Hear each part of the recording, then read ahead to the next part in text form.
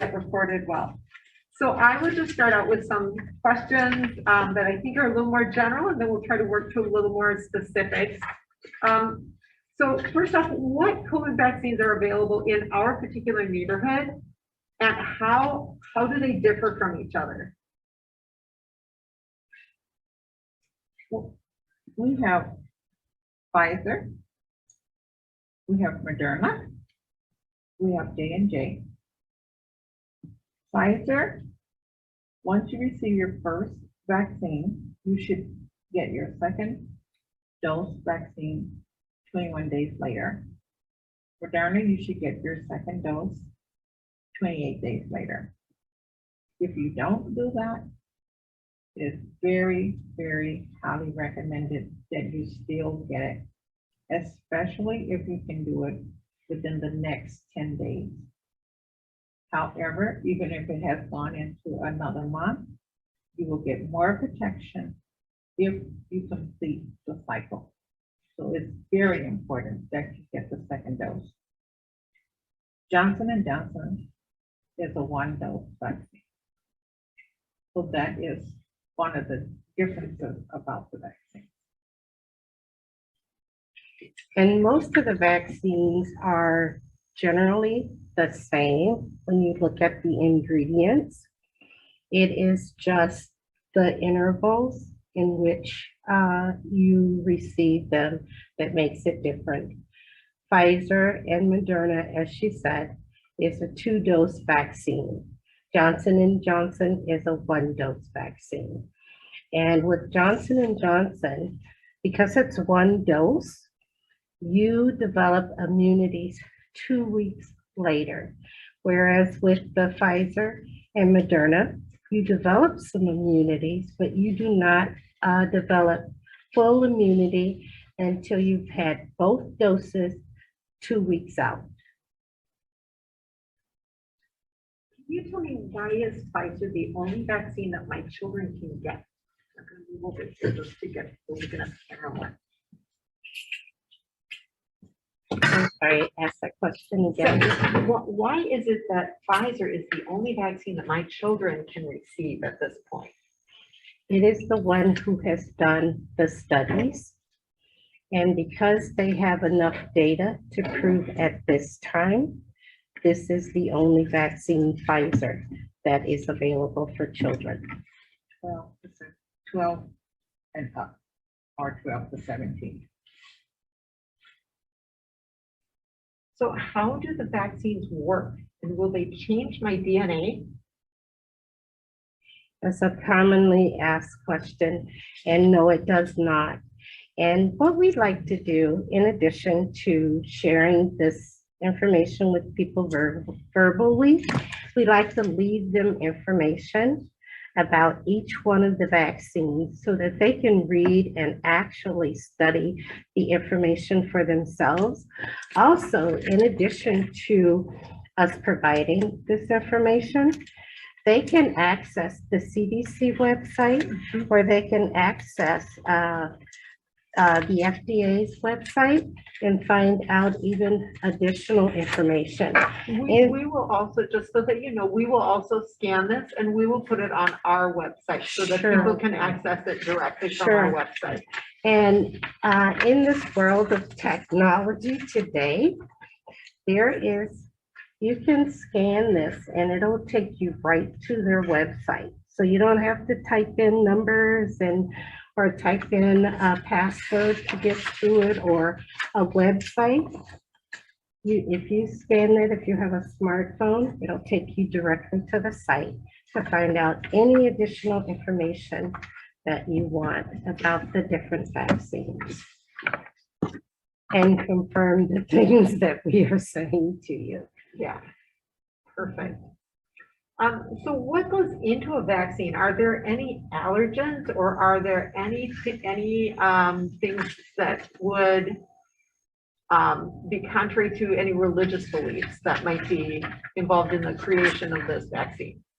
No, it's commonly asked, do they use gel in the vaccines? For Muslim people are very concerned about the fact that there might be gelatins or or some type of pork substance used, and it is not. Or vegetarian, vegans worried about eggs.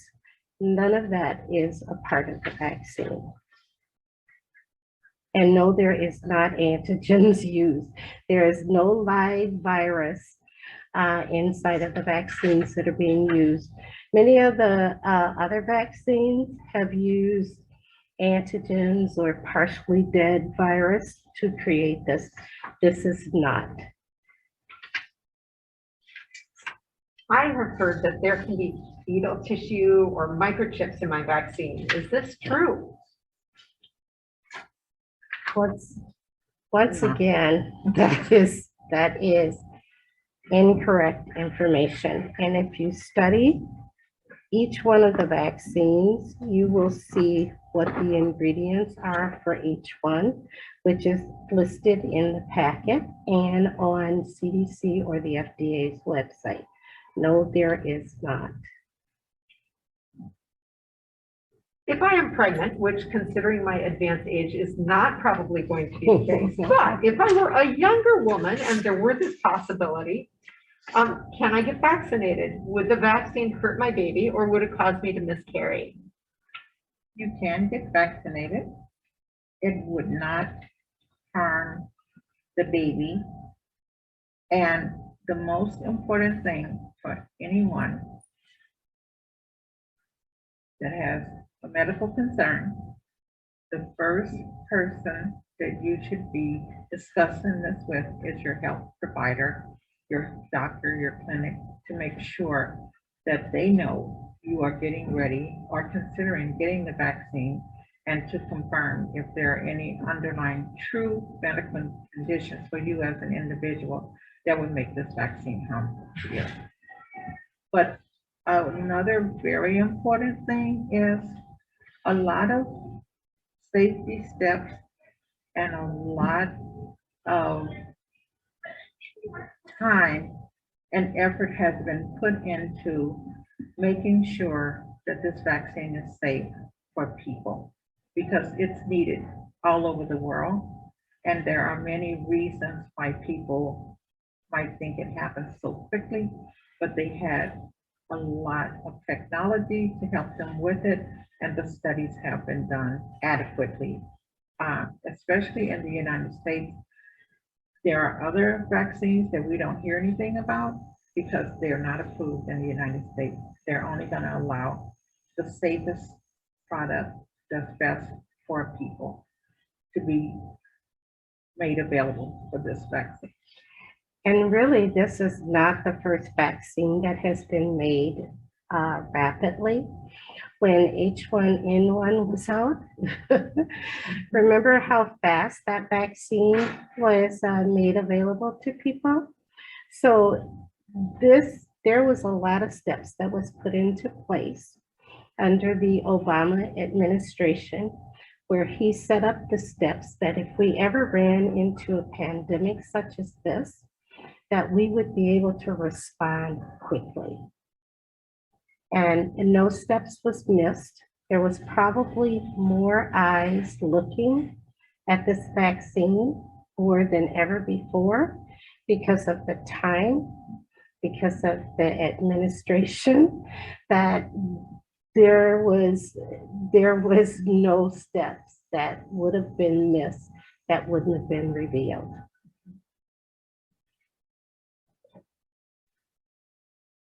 So if I have already had Colbit and I have some immunity, should I be vaccinated?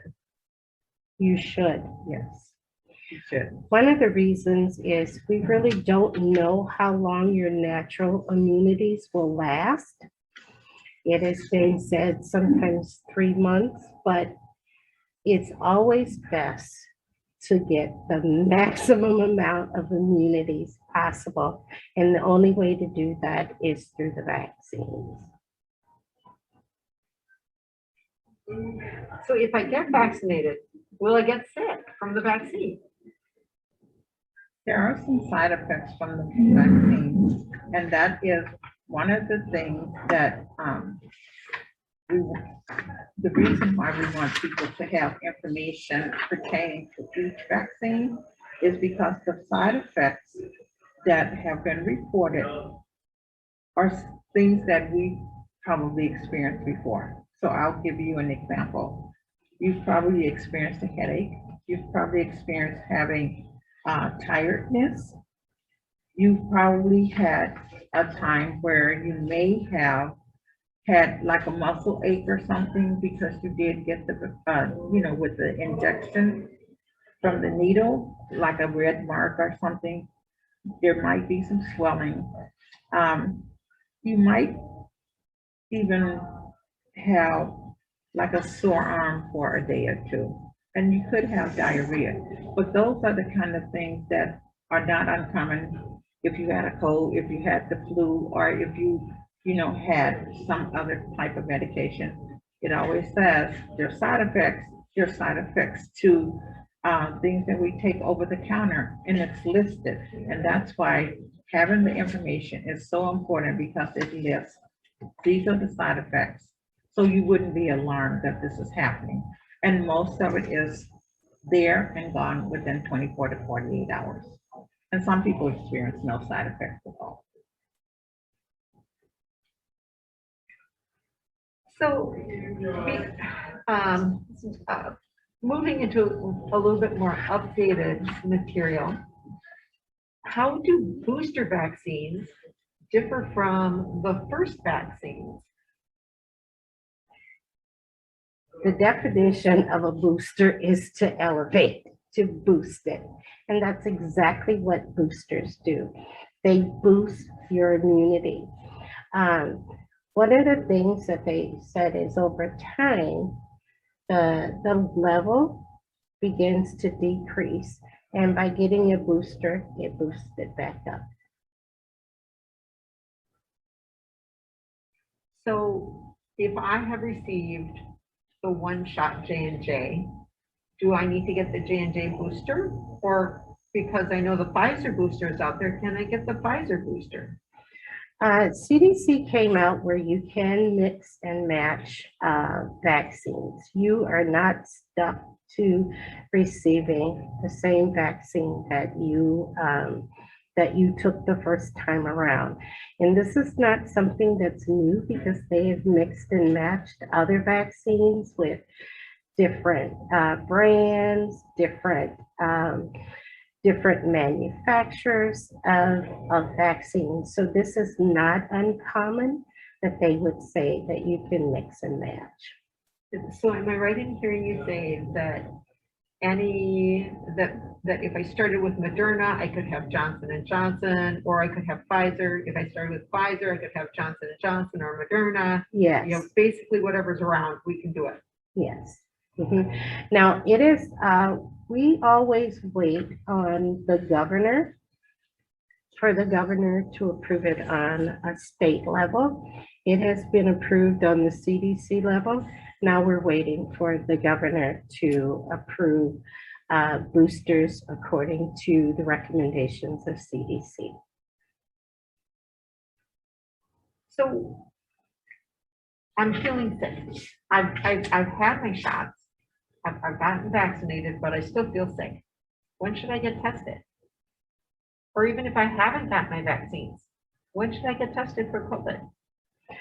It is highly recommended that you get tested at least every 2 weeks if you're in an environment that you would potentially be exposed to COVID. And you should always, when you are feeling any type of symptoms, you should get tested right away. The quicker you learn your status, the less likely you are to pass or cause a spread of the virus. So anytime you are feeling any type of symptoms, I would highly recommend that you get tested right away.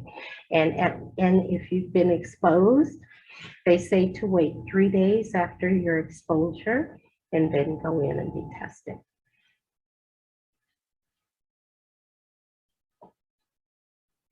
I do well, but I've gone somewhere where I know that COVID is,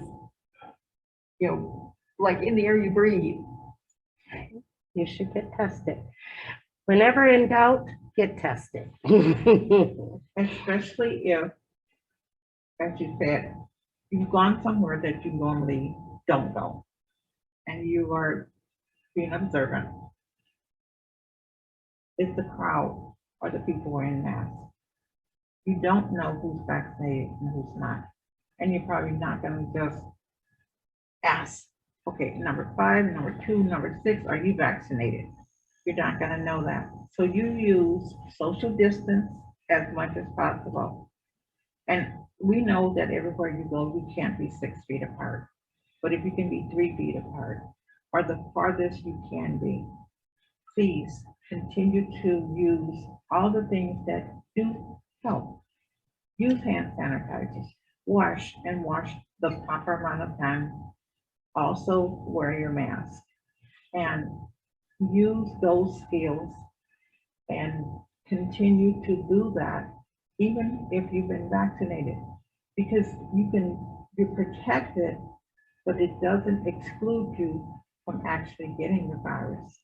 It excludes you from most likely becoming severely ill, where you end up needing a respirator in the hospital for many days, or even unfortunately passing.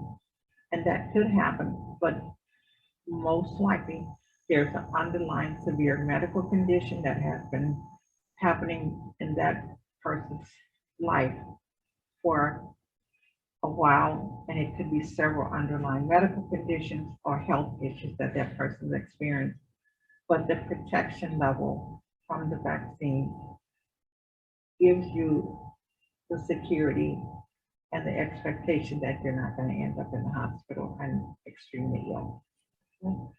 And everywhere you go, masks are not required, but there is nothing that says you cannot wear your mask. You don't go and see a sign that says, do not wear a mask. I strongly recommend, like Lois said, especially in environments that where you don't know the people and you don't know their status, wear your mask. Social distance, as she said, as much as possible. And always, always, always, and this is not just for COVID, it's period. Good hand washing is so key in stopping the spread of any type of infection. So washing your hands frequently, wearing your mask, social distance, know the company that you're keeping to help keep yourself safe and others safe. When they take samples for COVID tests, what happens to those samples? Who gets your information? What kind of samples are they taking? There's the saliva test, and then there's the nasal test. The nasal test, you use that for your rapid, and then for your other test. But those results are kept between the person who processes the test, because even though we may do the testing on you, we do not get your results. Your results go to you, and then the positive count, not your name, the positive count goes to MDH, and then there's a person who does the follow-up, who does Colbit tracing. And so it is a very confidential system where, you know, not everybody knows your test. Not everybody knows, oh, Arlene tested positive, and everybody around you knows. No, it's just contract tracing. The person who does your test, you, and then the state gets the result.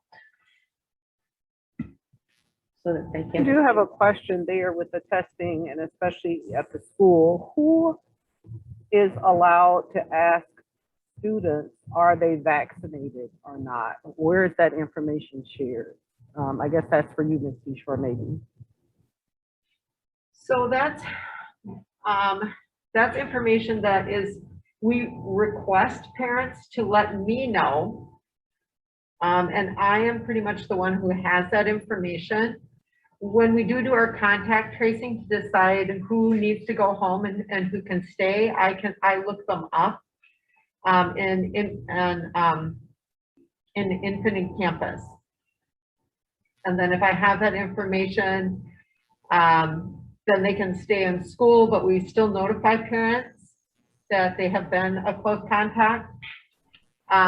If it's not an Infinite Campus, then I make a phone call. You know, if we think that the student has been a close contact or is COVID positive, then I call the parent and I say, so I don't have it in Infinite Campus that your student has been vaccinated for COVID. Have they been? Are you willing to share that information with me? Does Okay, that, and is that voluntary? Yeah, that answers the question. Is that voluntary information, or is that something that parents and families have to share with the school? they do not have to share, no. Another thing about testing, because we're getting into that time of year where we're going to be celebrating and possibly traveling to go and visit family or friends or use up that final 1 week or 2 week vacation time.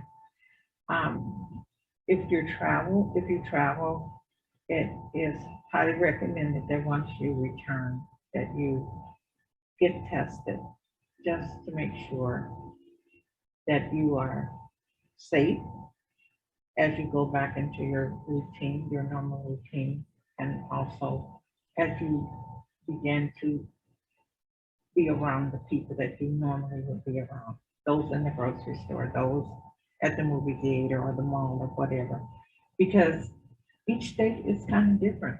Some states have fewer people that are vaccinated, and then another state has more people who are vaccinated. So that area may be somewhat different as far as the level of what's happening with the virus.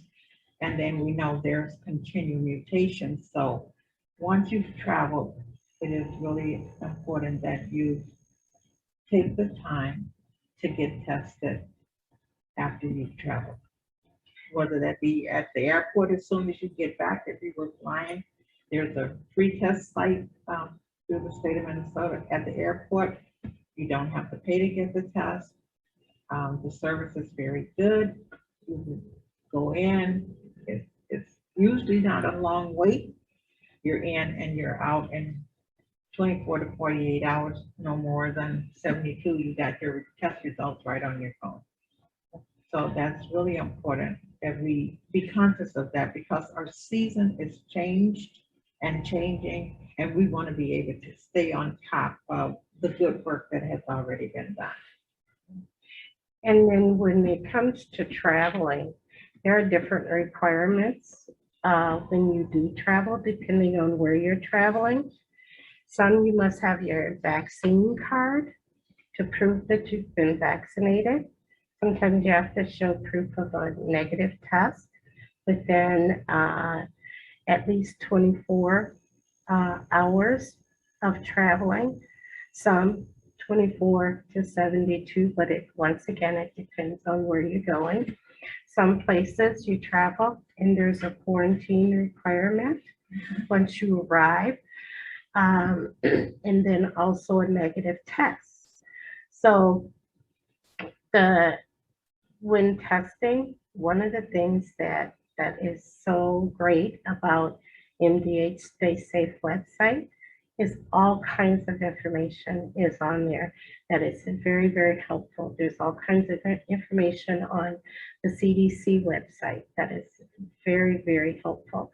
So I always tell people, when you have a question, do your research. Nobody can protect you better than you. So you do your homework and you do your research to protect you. there anything else that we should know that we haven't addressed, or a commonly asked question that I haven't brought up? And Gabrielle, do you have anything more? No, I think you've answered all of my questions. Thank you very much. It's very important. The side effects from the vaccine are normal side effects that comes from, as I want to reiterate that too, side effects that most of us have all experienced sometime or another in our lives. And the side effects of the vaccine versus the side effects of the virus is miles apart. You know, vaccines can mean the difference between life and death, because COVID is no respecter of person. It gets in where it can get in, and it's designed to kill and destroy. And so when you weigh the benefits, the benefits of the vaccine far outweighs the ravishing effect of COVID. And some people say, well, I'm young and I really don't have any pre-existing conditions. Well, we're finding out now, especially with all these mutations, that what was a fact in the early onset of this pandemic is not a fact today. So once again, I say research, know the facts, know that there are a lot of propaganda that's out there. There's a whole lot of misinformation out there, but you have to know the facts and make the best decision for you. And you gotta weigh the truth against the lies. And one thing about the vaccines and being vaccinated, we're hearing constantly in the news daily.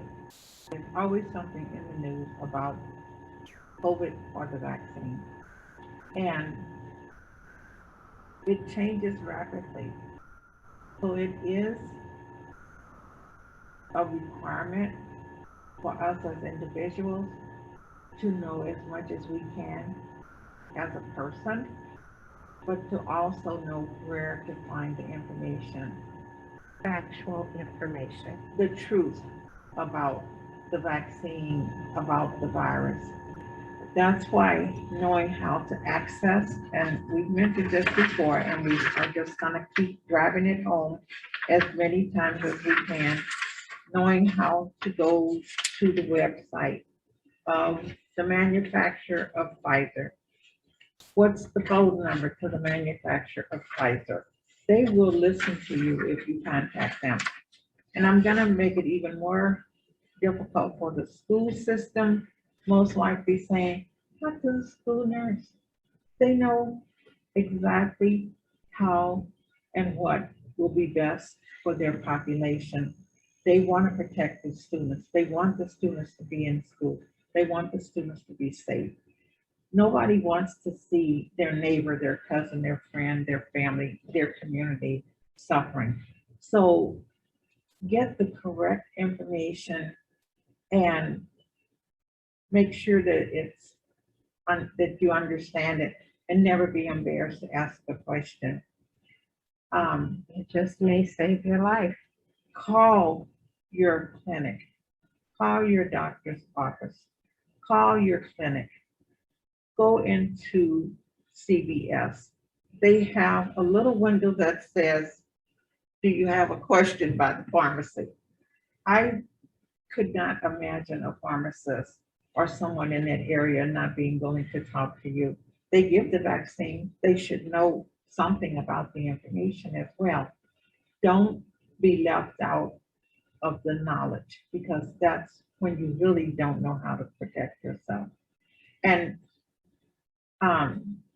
talk to your family members. Some family members have been vaccinated, some family members haven't. Find out when there's going to be a vaccine event in your neighborhood, whether it's at your school, at your church, at a community location, at a public facility like the Roy Wilkinson or Minneapolis Convention Center, or wherever those sites are. Know how to find those sites, know when they're there, and go get the help you need. And as one person gets healthy, then that person is helping the next person to be healthy. And then we're helping that next person, and that's how we're gonna have the great comeback, and people will be able to not wear their mask every time they go out, not feel like that they are not in a safe environment. It's gonna take the work of each and every one of us. No one person can do it all. All right.